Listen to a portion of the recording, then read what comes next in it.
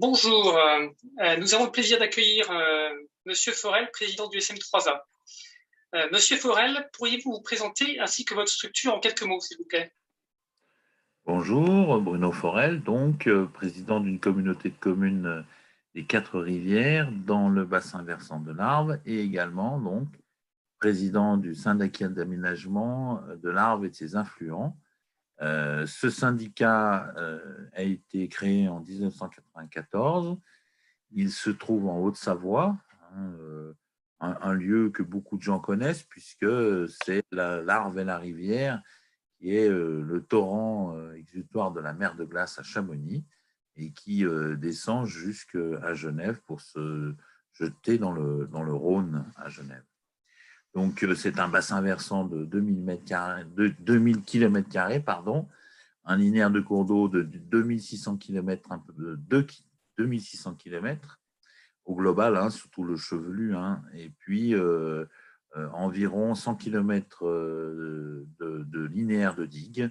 Le SM3A est également couvert par un SAGE, un schéma d'aménagement et de gestion des eaux. Et grosso modo, c'est 9 communautés de communes, 2 syndicats particuliers et 2 agglos qui en sont membres. Ça représente un bassin versant dans lequel habitent à peu près 400 000 personnes au demeurant classique, je dirais résidents en continu, et puis 320 000 lits touristiques. Très bien. Donc on voit que vous avez un grand bassin versant qui a des caractéristiques montagneuses, qui est bien particulier. Et justement, quelles ont été les motivations à l'origine de la création de votre syndicat? Alors, c'est historiquement un maire d'une des communes importantes au bord de la rivière Arve qui avait des problèmes récurrents avec la tenue de son pont. Et il s'est aperçu que pour pouvoir assurer une bonne tenue d'un pont principal qui rejoignait les deux rives et autour de laquelle on trouve sa ville, s'est aperçu que traiter la rivière seulement 150 mètres en amont de son pont et 150 mètres en aval du pont, ça n'était pas la solution et qu'il y avait d'autres problèmes. Et donc, il s'est mis en tête de fédérer tous les maires le long de la rivière. Donc, ce maire s'appelait Michel Mélan, il était député maire de Bonneville.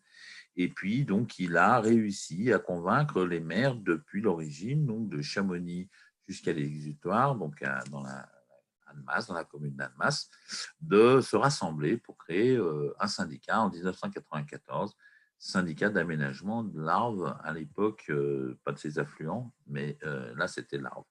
Et puis, petit à petit, donc, les différents territoires connaissant un certain nombre de problèmes avec leurs affluents, ont décidé de rejoindre ce syndicat jusqu'à ce que nous arrivions, à peu près, si mes souvenirs sont bons, à l'entour de 2016-17, à réunir la totalité des territoires du bassin versant autour d'un seul et même syndicat. La motivation était celle-là, des problèmes de tenue d'ouvrages d'art en montagne, c'est un vrai sujet. Et puis, du coup, aussi les questions et les préoccupations liées aux inondations, mais déjà aussi un peu des questions de qualité d'eau. Que l'on retrouve peut-être traité dans votre SAGE, peut-être? Oui, évidemment, le SAGE aborde les questions liées à la qualité d'eau et tous les sujets classiques d'un SAGE, les questions quantitatives, les continuités piscicoles, les risques d'inondation et tout ce qu'un SAGE est amené à couvrir. Mais notamment, l'une des premières réalisations du syndicat a été de faire un ouvrage particulier près de la source de l'Arve, puisque à la sortie du glacier, la rivière Arve, qui est à cet endroit un torrent, traversait un éboulis de moraines glaciaires, particulièrement chargées en schiste noir, qui troublait l'eau de manière importante. Et du coup, cette rivière, dans la vallée, avait une teinte grisâtre qui laissait à penser qu'elle était peu amène. Donc, c'est une des premières choses qui a été faite, de créer un ouvrage qui fait qu'à cet endroit, l'arbre est emmené dans un exutoire différent qui évite de maintenir l'éboulement et qui permet qu'ils évitent d'être chargés de ces particules. Cet aspect était naturel, mais pour autant, il y avait aussi un véritable sujet lié à la qualité de l'eau, tout simplement parce que cette vallée a connu un essor industriel important et était très, très industrialisée. Et comme dans beaucoup d'endroits, hein, la rivière devenait un lieu dans lequel on considérait qu'on pouvait rejeter à peu près tout type d'effluents. Donc, il y a eu un gros travail avec des opérations Arve Pur, hein, une grosse mobilisation, notamment du syndicat du décolletage, hein, qui est la grande force de cette vallée, afin de faire un vrai travail important sur la qualité de cette rivière principale, qualité qui avait d'autant plus d'importance que Genève utilisait une partie de cette eau pour sa distribution d'eau potable.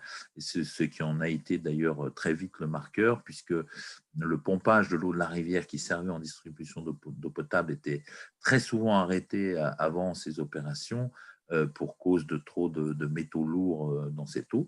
Et dès lors que les opérations ont été menées, on peut dire alentour déjà des années 2000-2005, on avait des arrêts de la station de pompage qui devenaient, eux, exceptionnels, puisque la qualité de l'eau avait été largement restaurée.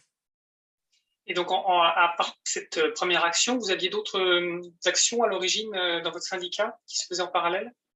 Oui, les confortements d'ouvrages qui ont été faits. Là, on vous a mis quelques images avec des seuils, parce qu'une des caractéristiques des torrents alpins, c'est qu'ils ont la bonne idée d'arracher à la montagne pas mal de matériaux de qualité. Hein. Ce sont des matériaux rocheux qui sont très prisés par les entreprises du bâtiment et de la construction. Et pendant de nombreuses années, l'Arve a été une véritable carrière pour alimenter les entreprises de construction.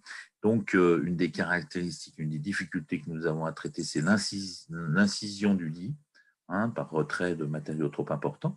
Et donc, il a été nécessaire de mettre en place des opérations de seuil afin de stabiliser l'incision du lit et tenter de retrouver un profil en long de la rivière qui soit propre à lui conserver son niveau et donc d'éviter les effondrements de berges et tous les risques que cela fait encourir aux habitations et aux installations qui sont alentour. Donc, dans les premières actions, dès le départ, des seuils, des épis pour maîtriser les érosions ont été mis en place.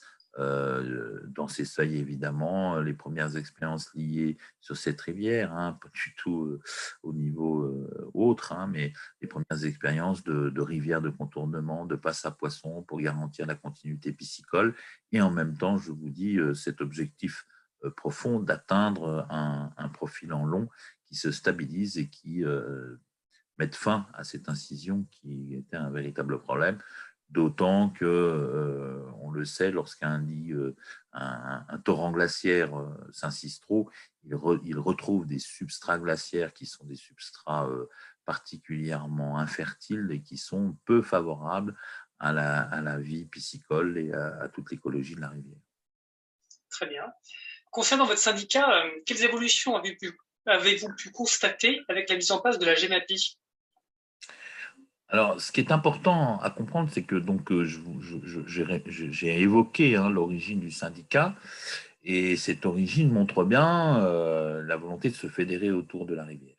Donc, les communes, à l'époque, prenaient une part de leur budget, elles alimentaient le budget du syndicat pour qu'il puisse fonctionner, et le syndicat se chargeait de proposer des actions utiles à chacune des communes, et les communes apportaient le budget nécessaire pour la réaliser, et le syndicat, à partir de cette volonté communale, allait chercher auprès de l'agence de l'eau, auprès du département, auprès de la région, auprès de toutes les instances qui pouvaient être participantes, aller chercher de la subvention qui allait doper l'investissement communal. Donc, je dirais, avant la GEMAPI, le syndicat était perçu comme l'aidant et celui qui apporte le plus dès lors que la volonté était installée. La réunification de la totalité du bassin versant et l'organisation de la GEMAPI, c'est en fait à travers évidemment la prise de compétences par toutes les communautés de communes, puisqu'aujourd'hui notre syndicat regroupe des communautés de communes. Donc, cette mise en commun a permis aux communautés de communes donc, de prélever cette taxe GEMAPI et de la reverser intégralement aux syndicats. Dès lors, le syndicat jouissait d'un budget autonome, d'une certaine manière. Et dès lors, le syndicat ne devenait plus la structure aidante au projet communal ou au projet intercommunal pour apporter ingénierie et subventions, mais devenait le maître d'ouvrage de toutes ces opérations à réaliser. Et il était nécessaire dès lors d'organiser un système de solidarité afin que les décisions d'action qui n'émanaient plus des communes ou des communautés de communes elles-mêmes, que ces décisions d'action puissent être approuvées, partagées tous ensemble. Une des particularités de l'installation de la GEMAPI dans notre territoire a été de prendre en considération la relative inégalité des territoires. En effet, les têtes de bassin sont des lieux qui sont particulièrement sujets à l'inondation, aux laves torrentielles, à la puissance des torrents, alors que arrivé dans la vallée, les risques d'inondation, notamment auprès des affluents, sont beaucoup moins importants. Il y a des phénomènes, mais ils sont beaucoup moins importants. Donc, il pouvait paraître injuste que les stations de montagne qui ont peu d'habitants résidents continus se trouvent à payer la même somme que ceux qui se trouvaient eux aussi résidentiels, mais dans un endroit où les risques étaient moindres. Dès lors, nous avons trouvé un accord qui a permis d'organiser vraiment une solidarité amont-aval avec un calcul de la GEMAPI appliqué aux communautés de communes touristiques, de tête de bassin, une cotisation GEMAPI calculée non pas sur la population résidentielle à l'année, mais calculée sur ce qu'on appelle la population DGF, c'est-à-dire la population corrigée de l'apport touristique. Et ce qui a permis de trouver un accord et de se mettre vraiment en solidarité. Et donc aujourd'hui, nous fonctionnons avec cette différence d'un syndicat qui, à travers une planification concertée avec l'ensemble des membres, prend des décisions d'action, les fait évidemment valider par les élus qui constituent l'Assemblée délibérante, mais qui est réellement décideur de l'ensemble. C'est une différence, à mon sens, très très importante.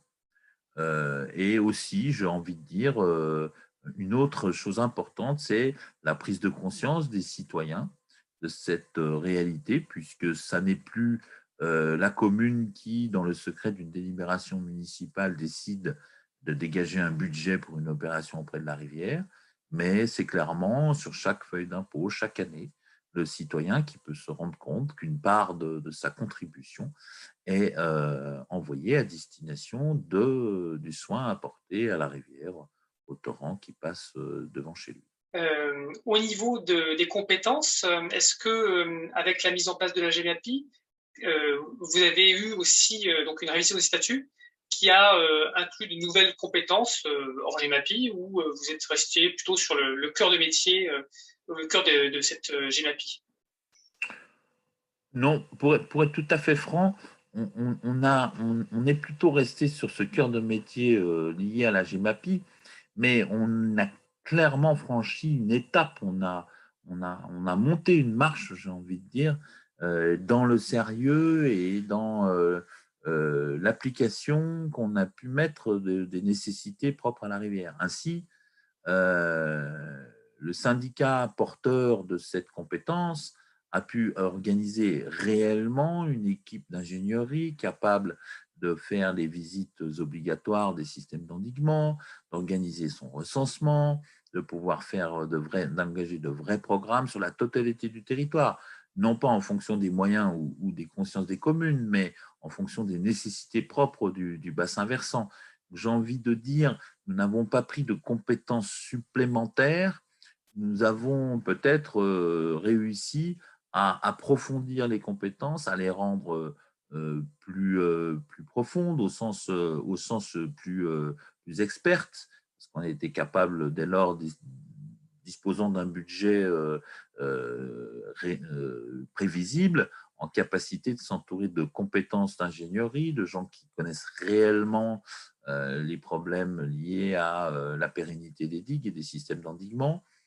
On a pu monter plus facilement des programmes. Nous en sommes à la deuxième génération de plans d'aménagement et prévention des inondations, le fameux PAPI.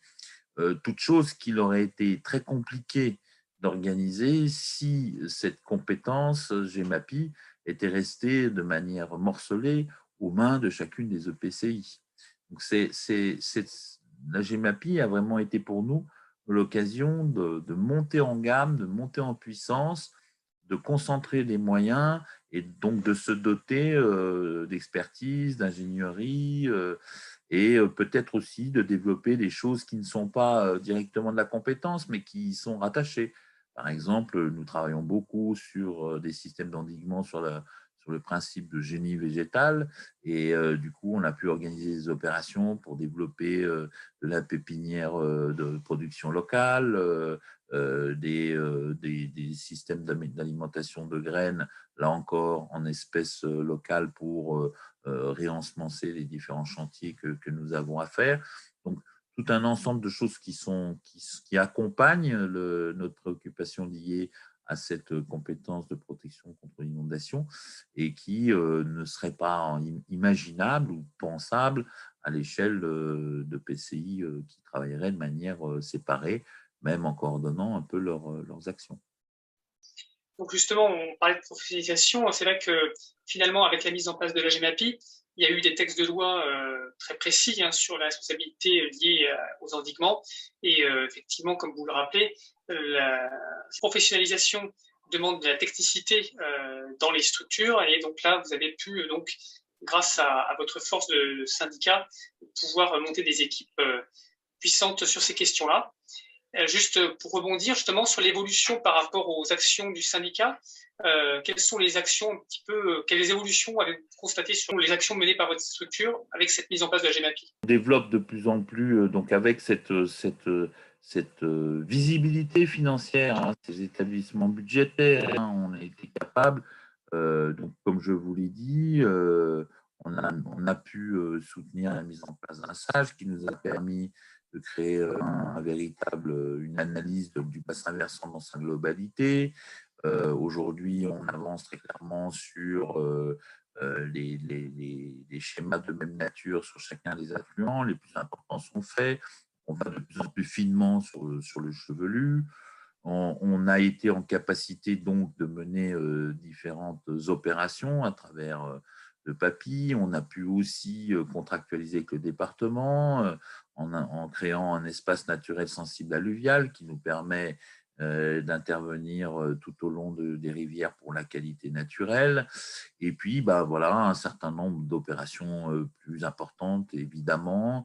Par exemple, sur la diapositive là de gauche, vous pouvez apercevoir un confortement de rivière avec génie végétal mis en place. Là, on est tout de suite après la fin du chantier. Donc, ce que vous voyez en brun clair, c'est de la toile sous laquelle il y a toute une végétation qui est installée. Et puis, on aperçoit au-dessus de l'enrochement des lits de plants et plançons qui vont permettre d'avoir une composition de sol.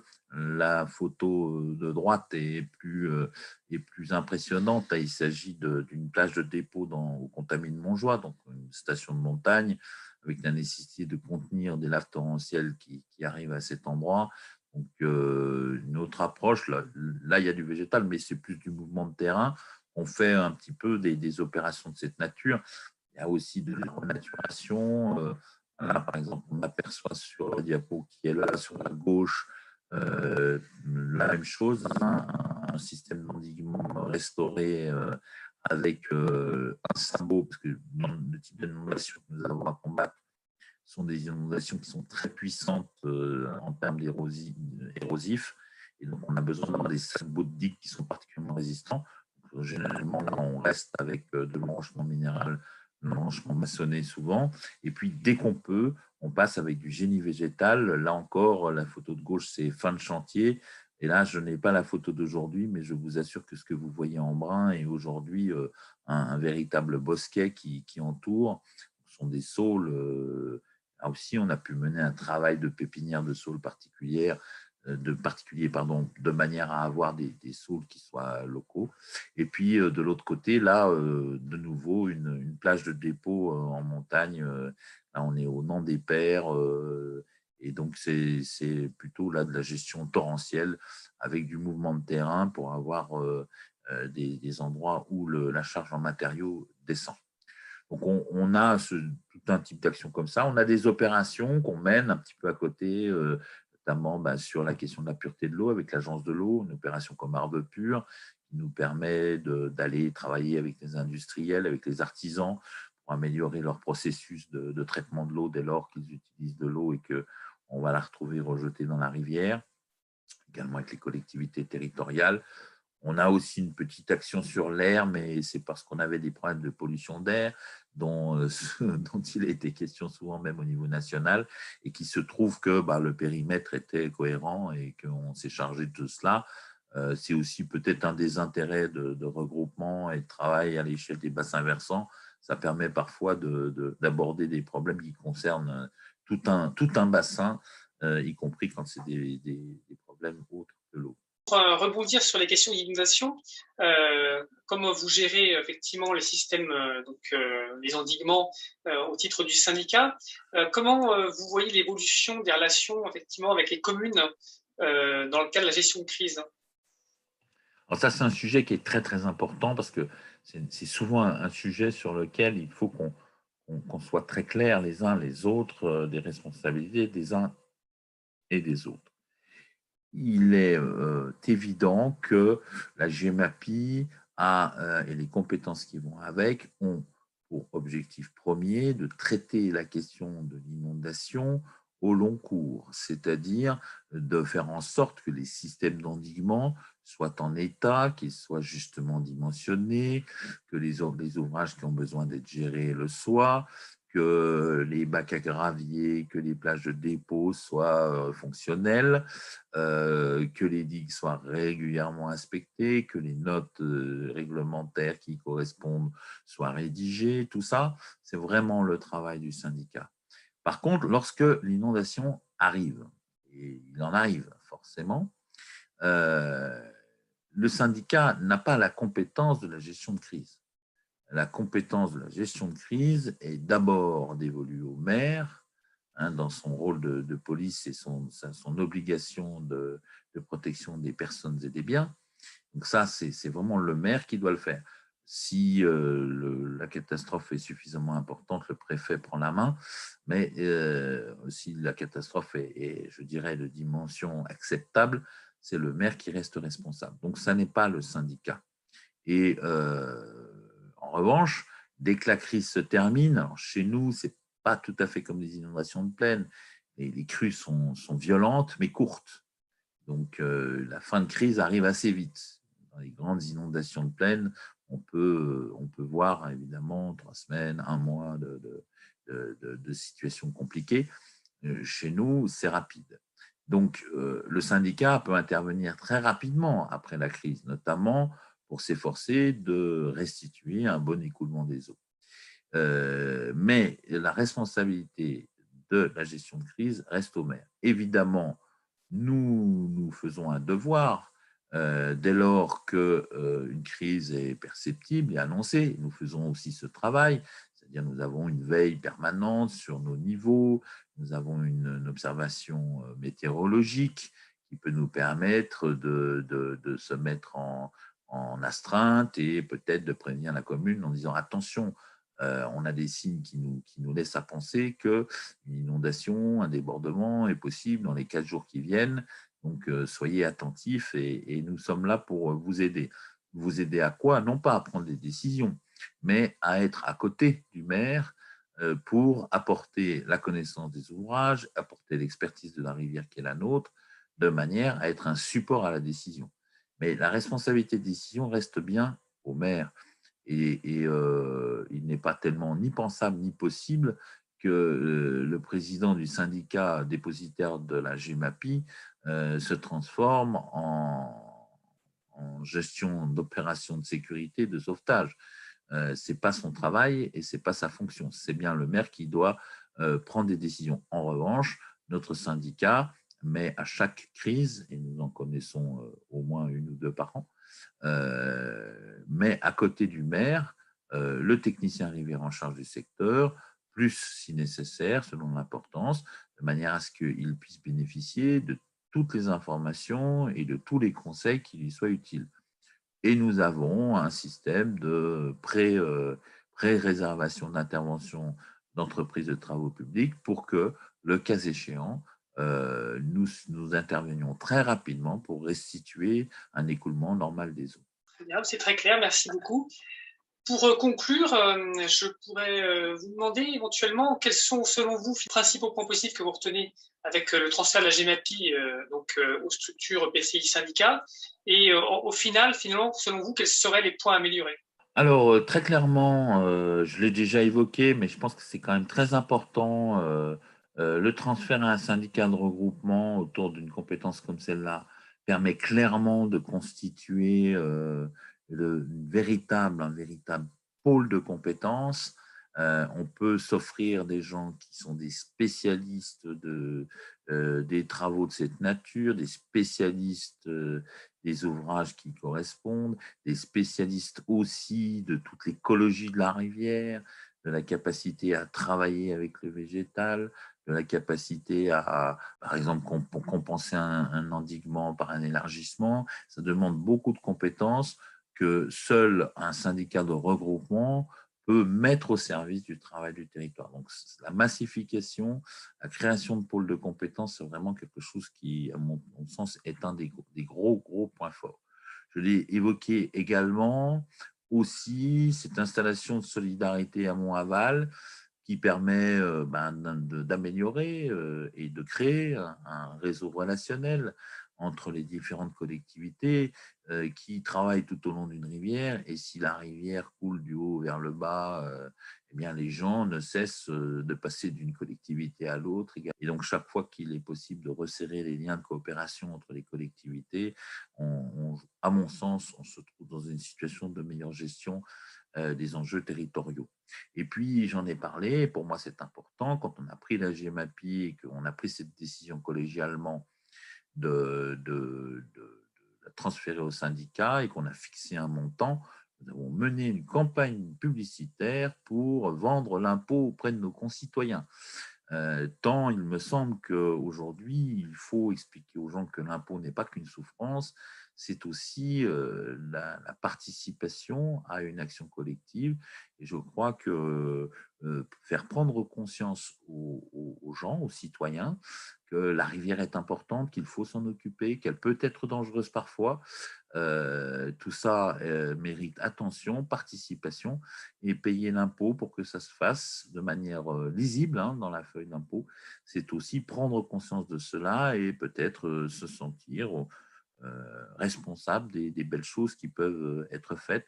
Tout ça, ce sont vraiment les points que je trouve les plus positifs. Et puis, en tant que président, gestionnaire d'un syndicat, l'établissement d'un budget, la décision que nous prenons de fixer un montant de GEMAPI sur l'ensemble d'un mandat donne une lisibilité qui permet au gestionnaire que je dois être d'avoir un peu plus de facilité à organiser son travail budgétaire. Donc, voilà un peu tous les avantages. Alors, s'agissant des points à améliorer, je crois qu'il y a un vrai sujet qui est notre bassin versant, en ce qui me concerne, est un peu particulier puisque le PTB et les pages sont quasiment superposés. Donc, ça veut dire que nous sommes à la fois planificateurs, organisateurs et en même temps que nous allons jusqu'à l'opérationnel. En revanche, dans le territoire français, tout n'est pas de cette nature. Et des établissements publics de bassin peuvent se trouver à être d'assez grandes dimensions, recouvrir des situations différentes, avec des systèmes qui ne pourraient être calqués sur une structure telle que celle que nous avons dans notre syndicat. Et je pense qu'il serait important qu'on puisse dégager une solution, un peu comme la taxe GEMAPI le permet, nous puissions dégager une solution qui donne de la pérennité au budget attaché à ce genre d'activité et qui permettrait à tout le territoire français de bénéficier de cette massification de spécialisation, cette réunion d'experts, et qui donnerait un tout petit peu plus de cohérence et de lisibilité aux actions qui aujourd'hui sont essentielles à cet objet si nécessaire qui est la rivière, les zones humides et tout cela. Parmi les avantages, j'ai peut-être oublié de dire que la compétence GEMAPI avait mis un peu en lumière les zones humides qui, par exemple, dans un territoire comme le mien, jusqu'aujourd'hui, parce qu'elles ne débordent pas, parce qu'elles ne créent pas de risque, n'étaient pas nécessairement un objet d'attention. Et la GEMAPI a eu cet avantage de nous les faire regarder avec un tout petit peu plus de soin et d'attention. Merci beaucoup, Monsieur Florel. Oui, c'est vrai qu'en perspective de changement climatique, maintenant, il faut être global et plus s'intéresser à un petit tronçon ou à un endroit. Eh bien, écoutez, nous vous remercions beaucoup et on vous souhaite une bonne soirée. C'est moi qui vous remercie infiniment. Et puis à bientôt, j'espère.